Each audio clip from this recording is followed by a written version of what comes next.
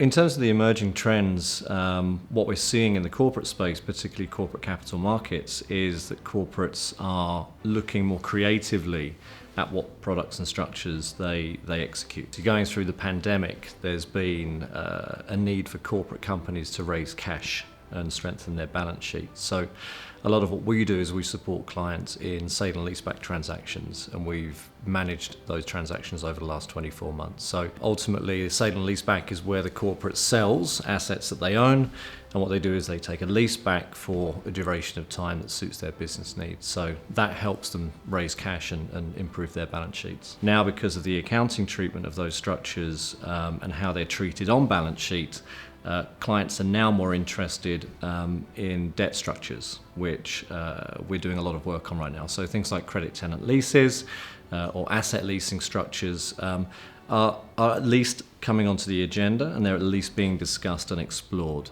We don't see them executed in every sense, but they're certainly being explored in more detail.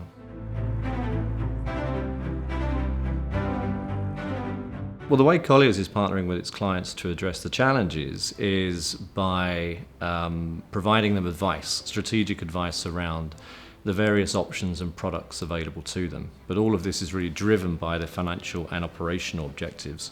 So we really listen to the client in terms of what their business needs are, and then that translates into the real estate strategy and execution that we need to deliver for them. So that could be the sale of an asset, it could be the refinancing of an asset, really depending on whether the company's growing and expanding in a particular market, or whether they actually need to contract, or whether they need to raise capital. So it really depends on the company's objectives and what they need to do, that then translates into the downstream transaction of where we support them.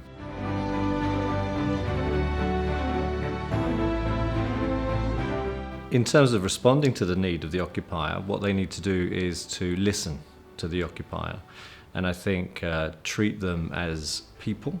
So it's not a company, it's actually what do the people need. So a lot of our clients are really focused on the experience of their staff, really, to retain and attract top talent.